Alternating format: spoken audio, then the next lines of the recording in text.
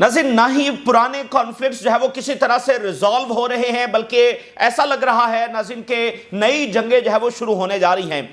एक तरफ अगर आप देखें तो साउथ एशिया के अंदर एक जंग जो है वो पनप रही है और साथ ही इजराइल ईरान जंग का खतरा मुसलसल बरकरार है।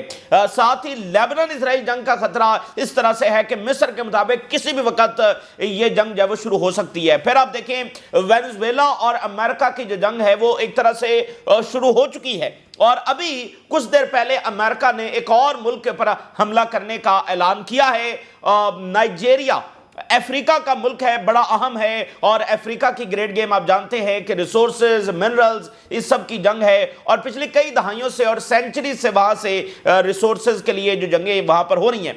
तो अब नाइजीरिया में क्या ऐसा हो गया है कि अमेरिका ने बाकायदा हमला करने की तैयारी पकड़ ली है। डिपार्टमेंट ऑफ वॉर को ट्रंप ने बाकायदा ऑर्डर कर दिए हैं और ये हमला जब वो किसी भी वक्त हो सकता है, ये ट्रंप की जानब से जो है वो ये वार्निंग जो है वो जारी की गई है। तो इस तरह से अचानक कुछ भी हो रहा है और उस कुछ भी के नतीजे में अचानक जो है वो जंगों या छिड़ रही हैं या छिड़ने की तरफ जब मामलात जा रहे हैं। तो इसके ऊपर हम बात करेंगे। दूसरी तरफ रशिया ने जो है वो ईरान की मुकम्मल सपोर्ट का ऐलान किया है और साथ रशिया ने वेनेजुएला की मुकम्मल सपोर्ट का ऐलान किया है। और ईरान के हवाले से तो ये भी बात अब सामने आ रही है कि हो सकता है कि रशिया के जेट्स ऑलरेडी डिलीवर कर दिए गए हों और S-400 ईरान को डिलीवर किया गया और जेट्स है वो भी डिलीवर कर दिए गए हों। अच्छा, इसी के साथ गजा में जो इजराइल के हमले हैं वो मुसलसल जारी हैं और यहां पर यूएस सेंटकॉम जिसको जिम्मेदारी दी गई है सीज फायर की, और पहले से ही डाउट से, क्योंकि जो कुछ पिछले 2 सालों में हो रहा था वो भी यूएस सेंटकॉम की निगरानी में हो रहा था, तो अब सीज फायर भी उनकी निगरानी में होगा। तो वो तो यहां पर ऐसा लग रहा है कि नया जवाब दे रहे हैं इजराइल को। अभी उन्होंने कुछ ऐसी चीजें की हैं कि इजराइल को नया जवाब देने की कोशिश की जा रही है। इजराइल का जो नैरेटिव है उसको प्रमोट करने की जब वो कोशिश की जा रही है गजा पर मजीद हमलों के लिए, तो इससे फियर्स और ज्यादा बड़े हैं कि अमेरिका, इसका मतलब अब तो बरह रास्त वहां पर मौजूद है ना, बरह रास्त वहां पर ड्रोन्स उनके घूम रहे हैं। तो इसका मतलब यह है कि वो अब सर्विलेंस के नाम के ऊपर और सीज फायर और पीस के नाम के ऊपर वो यहाँ पर बरह रास्त गजा में इन्वॉल्व हो चुके हैं। तो आज की उनकी इस कार्रवाई से ये खतरा जब वो ज़्यादा खुलकर सामने आ गए हैं। तो सीज फायर के नाम के ऊपर क्या पक रहा है, क्या डीप रूटेड कॉन्स्पिरेसीज वो तैयार करके बैठे हुए हैं, इजराइल क्या नई जंगें जब वो तैयार करके बैठा हुआ है, तो ये काफ़ी ज़्यादा मामला जब वो ख़राब है और काफ़ी ज़्यादा जो कम्प्लेक्स है। और जिसकी जिम्मेदारी है सीज फायर को मॉनिटर करने की, यानी अमेरिका, तो लेबनान में उसने कितना इंप्लीमेंट करवाया है और गजा में वो कितना इंप्लीमेंट करवा रहा है और उसी के पैसे, उसी क्या असलहा जो कुछ 2 साल में होता रहा है और अब अमन जो है वो अमेरिका के सर के ऊपर खड़ा हुआ है। तो अब आप अंदाजा लगा सकते हैं कि इसका नतीजा क्या निकलेगा। तो जनाब अली, बहुत सारे बॉम्ब शेल जब इजराइल के ऊपर गिरे हैं और पहला बॉम्ब शेल जब रशिया ने गिराया है और रशिया ने यह कहा है, रशिया के फॉरेन मिनिस्टर ने यह कहा है कि ईरान के लिए उनकी फुल सपोर्ट है। अनलिमिटेड सपोर्ट की बात उन्होंने की है, अनलिमिटेड सपोर्ट, इसमें कोई रिस्ट्रिक्शंस नहीं है कि हमारी सपोर्ट बस इस हद तक है। अनलिमिटेड सपोर्ट हमारी ईरान के लिए है। और उनकी स्टेटमेंट्स के बाद कुछ बातें उन्होंने ऐसे की हैं, कुछ इशारे उन्होंने ऐसे दिए हैं कि ये डिबेट छिड़ गई है कि क्या फाइटर जेट्स ऑलरेडी ईरान को डिलीवर हो गए हैं या इन प्रोसेस हैं, वो हो रहे हैं। तो देखिए, रशिया के फॉरेन मिनिस्टर ये कह रहे हैं कि we have no limits in regards to our cooperation with Iran. बहुत बड़ी ये स्टेटमेंट उनकी जानिब से जारी हुई है, यानी हमारा कोई कमर्शियल रिलेशन नहीं है कि सिर्फ हमने इकोनॉमी में जब वो बातचीत करनी है और उसी में ताल्लुकात को आगे बढ़ाना है। फिर मिलिट्री में भी एक खास हद तक कि भाई बस हम आपको यही राइफल्स देंगे, मैं मिसाल दे रहा हूं भाई, एक खास हद तक हमारा मिलिट्री का कॉपरेशन नहीं। मिलिट्री में, इकोनॉमी में, एक एक चीज में उसकी कोई लिमिट ही नहीं है। और जब रशिया किसी मुल्क के बारे में ये बात करता है कि हमारी उनके साथ कॉपरेशन में कोई लिमिट ही नहीं है, तो इसका मतलब क्या हो सकता है इसका, यानी रशिया हर मुल्क के बारे में तो ऐसी बात नहीं करता, क्योंकि उसके लिए आपको वो ट्रस्ट लेवल चाहिए ना। मतलब उनके जो करीबी तरीन इत्तेहादी हैं, बेलारूस, नॉर्थ कोरिया, चाइना, उनके हवाले से वो बात कर रहे हैं, या बाकी जो उनके करीबी इत्तेहादी हैं उनके हवाले से वो कहते हैं कि भाई कोई रिस्ट्रिक्शंस नहीं है, हर हद तक हम इनको सपोर्ट करेंगे। तो ईरान के बारे में ये बात करना ये बहुत बड़ी बात है। मतलब मिलिट्री में जो चाहिए ईरान को मिलेगा, तो भाई जो चाहिए तो उनको फाइटर जेट चाहिए। अब आगे देखिए, did Russia supply S-400 to Iran with SU fighter jets, ये उनके साथ सवाल हुआ है। क्या आपने S-400 और फाइटर जेट्स जो है वो ईरान को डिलीवर कर दिए हैं? Have they arrived to Iran? کیا وہ ایران پہنچ چکے ہیں؟ رشیا کے فارن منسٹر نے جواب دیا in regards to military and technical cooperation with Iran we have no limits to our military and technical cooperation since the restrictions have expired. تو یہ تو a kind of ہاں ہے، یعنی انہوں نے اس بات کو رد نہیں کیا کہ نہیں یہ تو پاسبل ہی نہیں ہے، ہماری تو ان کے ساتھ ایسی کوئی بات چیت چل ہی نہیں رہی. دیکھیں وہ ان سے پوچھ رہے ہیں کہ کیا آپ نے فائٹر جیٹس ڈیلیور کر دیے ایران کو، کیا آپ نے S-400 ایران کو ڈیلیور کر دیا ہے؟ تو آگے سے ان کو کہنا چاہیے تھا کہ یہ تو ہماری کوئی بات چیت ان کے ساتھ چل ہی نہیں رہی. کسی بھی رینڈم ملک کے بارے میں رشیا سے پوچھا جائے گا تو وہ آگے سے یہی کہیں گے نا بھائی ہماری تو کوئی بات چل ہی نہیں رہی. تو یہاں پر انہوں نے یہ نہیں کہا، اس کی تصدیق بھی نہیں کی کہ دو ٹوک انداز میں کہیں کہ ہاں ہم نے بھیج دیے.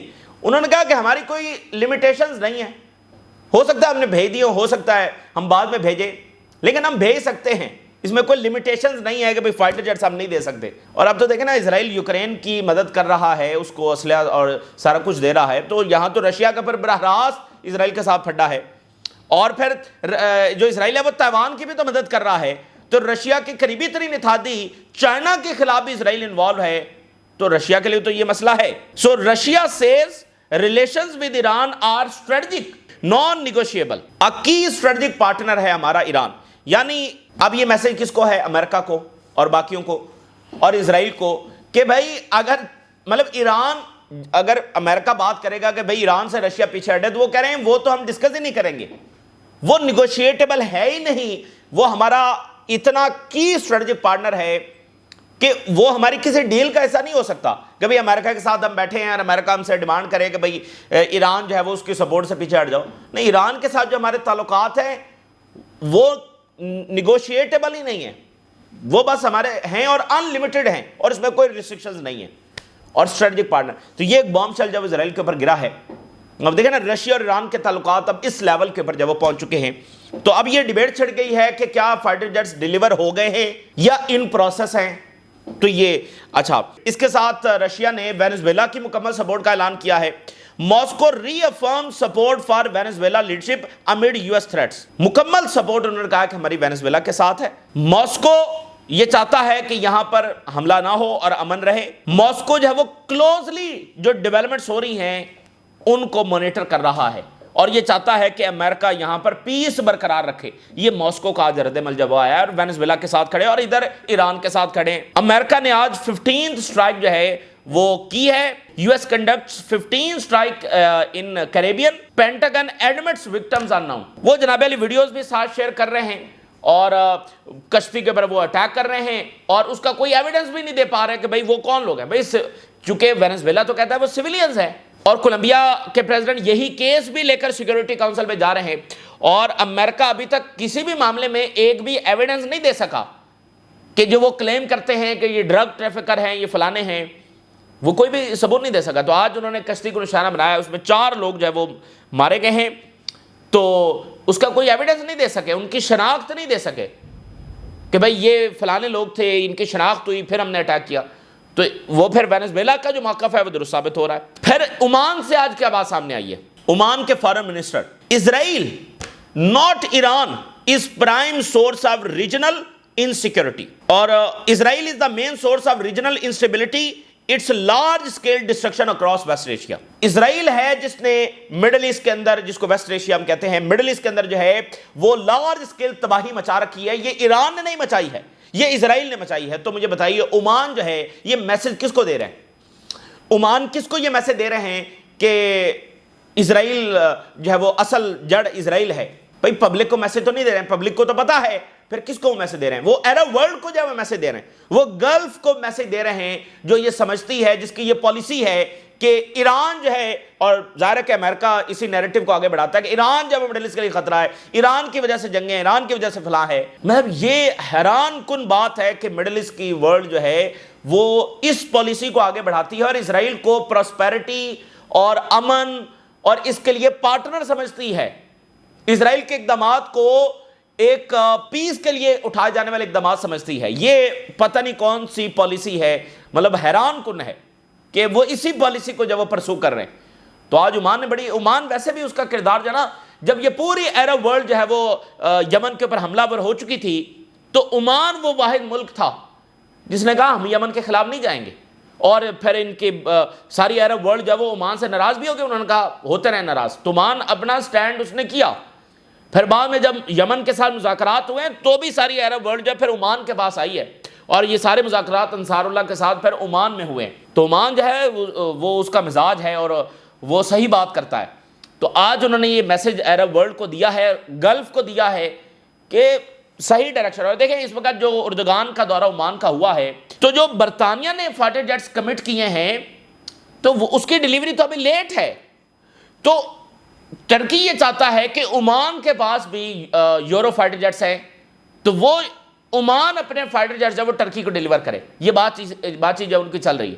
تو عمان کی یعنی اہمیت ہے ہر حوالے سے، اس حوالے سے بھی کہ انہوں نے پہلے سٹانس لیا اور یمن کے حوالے سے وہ اکلوتے کھڑے رہے، اور بعد میں انہی کا موقف جب وہ صحیح ثابت ہوا، پھر ساری عرب ورلڈ جب وہ عمان کے پاس آئی ہے، تو اب جو ہے وہ ترکی کو بھی عمان سے، تو ان کی بہت اہمیت ہے اور ان کی بات کی جو ہے وہ بہت زیادہ اہمیت ہے. اور اس سے پہلے عمان کے جو مفتی ہیں انہوں نے کہا کہ جو انصار اللہ ہیں انہوں نے بالکل صحیح سٹانس لیا ہوا ہے اسرائیل کے خلاف، اور باقی عرب ورلڈ کو بھی یہ سٹانس اب لینا چاہیے. اچھا، اسی کے ساتھ کیا ہوا ہے ناظرین کہ جو جارڈن اور یروشلم میں جو ایونجلیکل کرسچنز کا جو چرچ ہے اس کے جو بشپ ہے انہوں نے کہا ہے کہ اسرائیل نے جینوسائیڈ کی ہے، اور اس وقت وہاں پر جو جرمن ڈیلیگیشن ہے وہ بھی موجود تھا. Bishop accuses Israel of genocide. Head of the evangelical church in Jordan and the Holy Land accuse Israel of committing genocide. What does reformation looks like after 2 years of genocide? What does reformation means when we look at the world, a country that is so broken? کافی سخت انہوں نے کہا genocide اسرائیل نے جب کی ہے. تو وہاں پر جرمن ڈیلیگیشن بھی موجود تھا، تو بعد میں اسرائیل کا پریشر آیا اور جرمنی کا جو ڈیلیگیشن ہے انہوں نے کہا کہ اس بیانات کا ہم سے کوئی تعلق نہیں ہے، تو انہوں نے اپنے آپ کو ڈیٹیچ کر لیا. تو یہ دیکھیں کرسچنز اب وہ کس طرح سے کھل کر جب وہ بات کر رہے ہیں، اور ایون جو پوپ ہے، پوپ سے بھی جو کرٹیسزم ہے، ویٹیکن سے جو کرٹیسزم ہے اسرائیل کا وہ بڑھ رہا ہے. تو ان باتوں کی بہت اہمیت ہے، اور ابھی جب میں نائجیریا کا کیس آپ کے سامنے رکھوں گا تو آپ کو اندازہ ہوگا کہ اس بات کی اور زیادہ اہمیت ہے.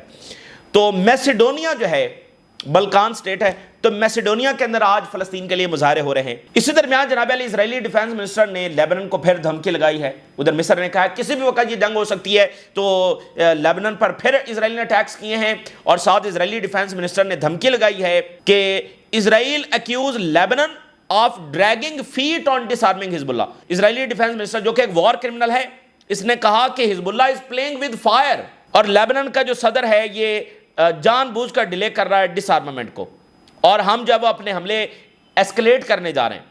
اسرائیلی ڈرون سٹرائکس کار ان صدرن لیبنن 4 مرٹارڈ. ایک کار پر حملہ ہوا ہے، 4 لیبنیز جب وہاں پر شہید ہوئے. تو حزب اللہ از پلینگ ود فائر، اور ہم اپنے حملے جب وہ بڑھائیں گے. تو جب یہ فل سکیل اٹیک کریں گے ان کو پتہ لگ جائے گا، جب حزب اللہ کے میزائل تل ابیب اور حیفا میں برسیں گے تو ان کو پتہ لگ جائے گا. حزب اللہ کو صرف انتظار کس چیز کا ہے؟ وہ صرف یہ ہے کہ یہ لیبنیز گورنمنٹ اپنا ڈائریکشن اگر درست کر لیتی ہے، کیونکہ مسئلہ اندرونی جنگ کا بھی ہے، ایک سول وار کا بھی ہے، ٹھیک ہے نا. تو اگر یہ لیبنیز گورنمنٹ نے یہ سارا نہ کیا ہوتا تو نہ یہ اسرائیل حملے کر پاتا اور نہ یہ ان کی بدماشی یہاں پر چلنی تھی. حزب اللہ نے اسرائیل کو ڈیفیٹ کیا ہے. دیکھیں انہوں نے اسرائیل نے حملہ کیا حزب اللہ کے اوپر، فل سکیل جنگ لڑی، حزب اللہ کو ڈیفیٹ نہیں کر سکے، ڈسارم نہیں کر سکے. تو اب وہ معاہدہ جو ہوا اس کو ایکسپلائٹ کر رہے ہیں، اور ایکسپلائٹ ہونے کون دے رہا ہے؟ لیبنیز گورنمنٹ اور مڈل ایسٹ کے کچھ ملک. تو یہ کل بات ہے، اس میں اسرائیل کی کوئی بدماشی چل نہیں سکتی ہے کیونکہ اسرائیل ڈیفیٹ ہوا ہے. تو اب جب سارے خاموش ہو گئے ہیں اور اسرائیل کو وہ معاہدہ جس میں اسرائیل کو وڈرا کرنا تھا اور اس نے وڈرا نہیں کیا بلکہ اس کو ایکسپلائٹ کرنے دے رہے ہیں، اور لیبنیز گورنمنٹ الٹا حزب اللہ کے اوپر الزام لگا رہی ہے، تو یہ وہ چیز ہے جس نے حزب اللہ کو روکا ہوا ہے. ابھی جب یہ فل سکیل اٹیک کریں گے ان کو پتہ لگ جائے گا. اور دیکھیں ایران کے خلاف یہ مسلسل جنگ کی تیاری میں ہے، یہ چاہتے ہیں کہ شام ہونے سے پہلے ایران کو تباہ کر دیا جائے. پھر ان کو کس چیز نے روکا ہوا ہے؟ ایرانی میزائل سے نے روکا ہوا ہے. مسئلہ یہ ہے کہ جب آگے سے ایران کے میزائل برسیں گے تو ان کو آپ اندازہ نہیں کر سکتے کتنی بڑی ڈیفیٹ ہے. پوری ویسٹ کی ٹوٹل ان کی جو پاور ہے وہ مل کر بھی ایرانی میزائلوں کا سامنا نہیں کر سکتی. ایرانی میزائل پھر بھی اس اینٹی کے اندر پینیٹریٹ کریں گے. یہ مسئلہ ہے جس کی وجہ سے سیز فائر کرنا پڑا، اور یہ مسئلہ ہے کہ ابھی تک دوبارہ حملہ نہیں کر سکے. حالانکہ ان کی صبح و شام تیاری ایران پر حملے کی جاری ہے، لیکن ابھی ان کی ہمت نہیں پڑ رہی. وجہ ایک ہی ہے، اور وہ یہ ہے کہ بھئی ایرانی میزائل جب تل ابیب اور حیفا میں برسیں گے اور اب تو یہ بھی رپورٹس نے ثابت کیا ہے جو ان کے بنکرز ہیں ایرانی میزائلز ان کو بھی ڈسٹرائے کر چکے ہیں for the very first time in the history of Israel کہ کسی نے اسرائیلی بنکرز کو ہٹ کیا ہے، کیونکہ کسی کے پاس پرسین کی پاور تو ہے نہیں، فائٹر جیٹس تو ہے نہیں اتنے طاقتور، تو میزائل ان کے بنکرز کو پینیٹریٹ کر گئے ہیں، یہ ان کو مسئلہ ہے۔ تو جب یہ لیبنان پر اٹیک کریں گے اور آگے سے حزب اللہ کے میزائل برسیں گے، ان کو پتہ لگ جائے گا حزب اللہ صرف انتظار میں بیٹھی ہے لیبنیز گورنمنٹ اپنا عقل اور ہوش کے ناخن لے، جو کہ ابھی تک وہ تیار نہیں ہے۔ ادھر یو ایس سینٹ کام جس کو یہ ذمہ داری دی گئی ہے، اچھا 2 سال یو ایس سینٹ کام مکمل کوارڈینیشن میں مکمل اسرائیل کی سرپرستی کر رہا تھا، اب اسی کو سیز فائر کی ذمہ داری دی گئی، اور آج ذرا اس کا بیان سنیں اور بس یہ انتظار کریں کہ یہ جو سیز فائر اس کا مستقبل کیا ہے، اس بیان سے آپ اندازہ لگائیں۔ یو ایس سینٹ کام نے یہ کہا ہے کہ حماس نے 8 ٹرکس لوٹنے شروع کر دیے، وہ بیانیہ جو پہلے دن سے اسرائیل بنا رہا ہے، یو ایس سینٹ کام جس کو یہ ذمہ داری سیز فائر مانیٹرنگ کی دی گئی ہے، اتنا بھدا بیانیہ ہے، اتنا بھونڈا بیانیہ ہے یہ کہ حماس 8 کے ٹرکس لوٹ رہی ہے۔